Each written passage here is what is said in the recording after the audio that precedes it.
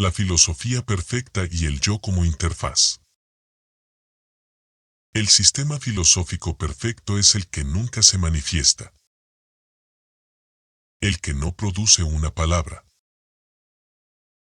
Porque, en el instante mismo en que se enuncia, aparece el residuo inevitable del yo que dice.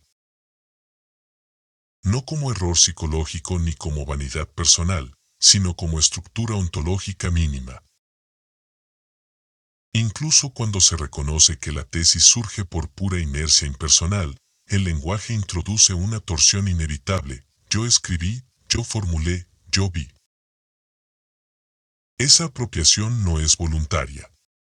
Es el ego intrínseco del ser cumpliendo su función elemental, producir un punto ficticio de referencia. Decir yo hice esto es falso. No como gesto de humildad, sino como descripción literal. No hubo autor, hubo tránsito. No hubo acto, hubo descarga. Y, sin embargo, esa frase aparece igual, aunque inmediatamente sea desmentida. No porque sea verdadera, sino porque el sistema no puede operar sin producirla, incluso para negarla. Esa es la contradicción ontológica que ningún sistema puede evitar. El reconocimiento de la inercia no elimina el punto de enunciación, solo lo vuelve visible y, por eso mismo, lo reactiva. No hay posición pura, no hay palabra sin residuo, no hay salida limpia. La coherencia absoluta sería el silencio total, pero incluso el silencio pensado ya dejó de serlo. El ontoerrorismo no propone callar ni hablar. Describe que ambos gestos están contaminados desde el origen. No hay gesto final, no hay lugar correcto. Solo el reconocimiento de que incluso decir no hice nada ocurre a través de la subjetivación de la totalidad impuesta en el yo.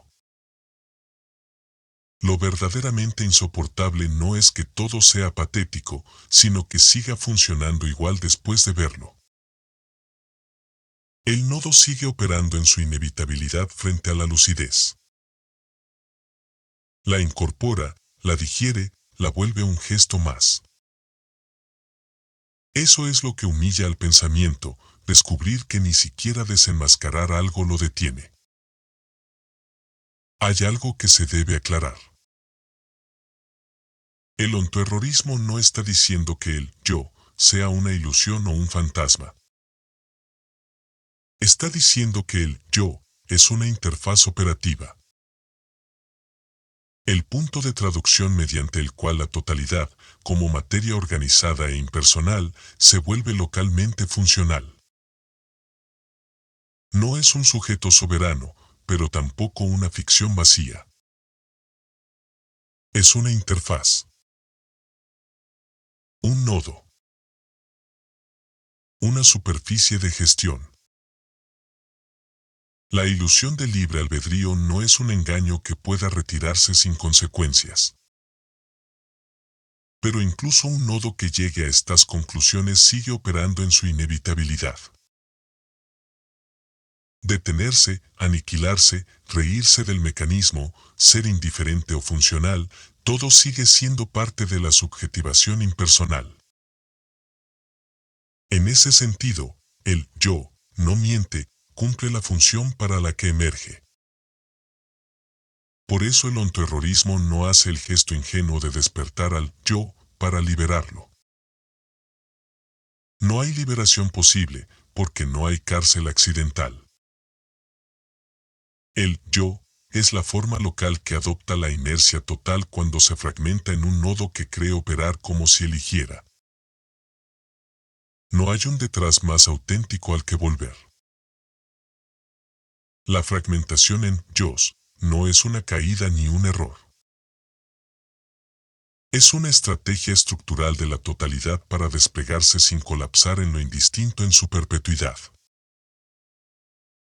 Y la ilusión de agencia no es una patología. Es el lubricante ontológico que permite que el movimiento continúe en todo lo viviente. Los seres no pensantes funcionan del mismo modo a través de la conciencia inercial impersonal total. Ahí está la diferencia fina pero decisiva. No se niega el yo. No se lo denuncia como falso. El yo sigue hablando, escribiendo, justificando, incluso reconociendo su propia condición de interfaz. Y eso no lo anula. Solo lo describe. Por eso el ontoerrorismo no promete despertar, ni iluminación, ni silencio final. Porque incluso decir soy una interfaz ya es la interfaz funcionando. Y no hay salida de eso, porque no hay una fuera del sistema que permita otra forma de manifestación. No es nihilismo. Es descripción funcional de cómo la totalidad se administra a sí misma fragmentándose en nodos operativos. No hay contradicción. Hay descripción precisa. El yo existe. Simplemente no es lo que cree ser. Es real, pero no libre. Consciente en su limitada estructura, pero no autor. Operativo, pero no autónomo. Y eso no lo hace menos real. Solo lo describe con precisión dentro de la estructura del fallo. En ese punto se vuelve visible la función de la anestesia simbólica. El optimismo ontológico no aparece porque describa mejor la realidad, sino porque cumple una necesidad técnica del sistema, regular los estados afectivos de los nodos para evitar que la estructura se vuelva inestable.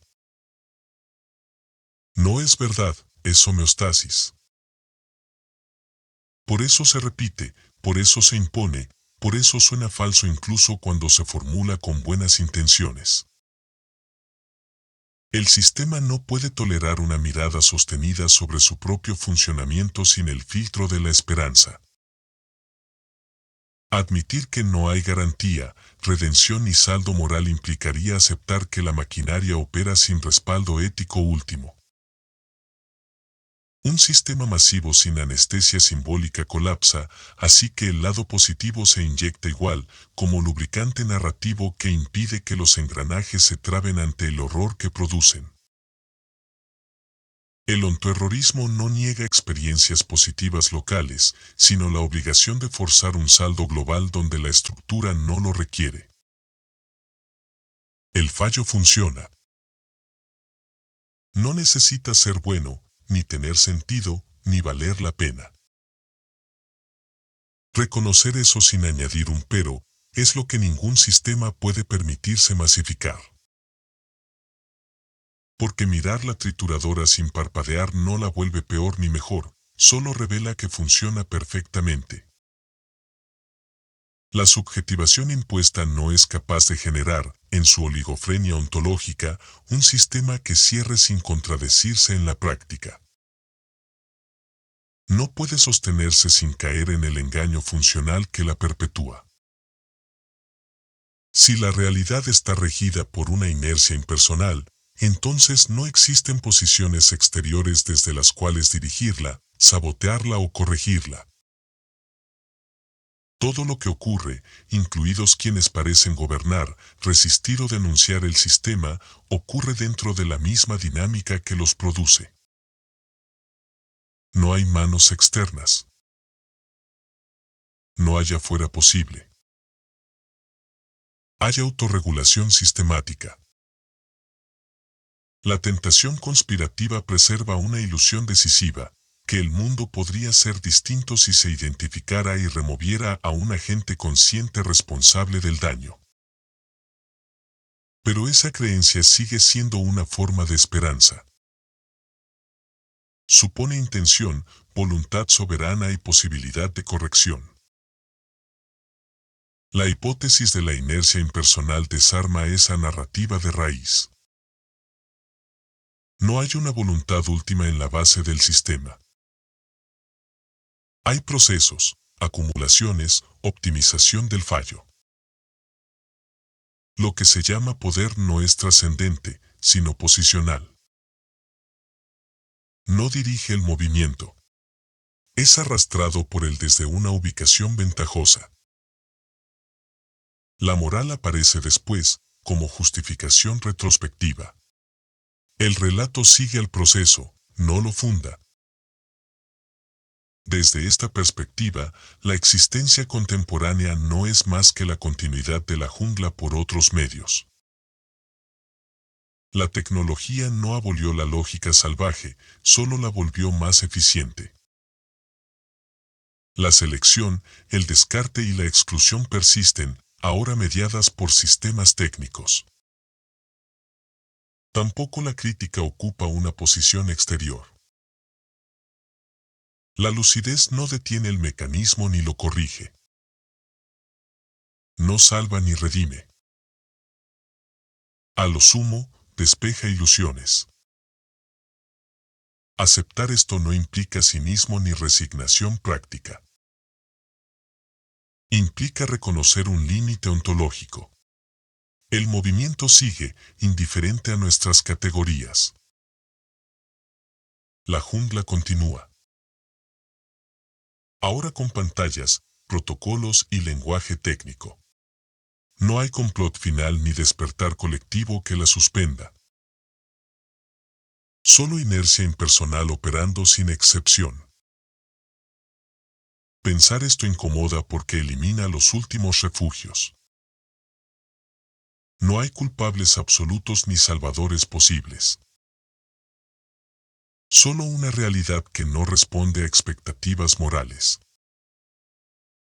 Y esa incomodidad no es un error del pensamiento.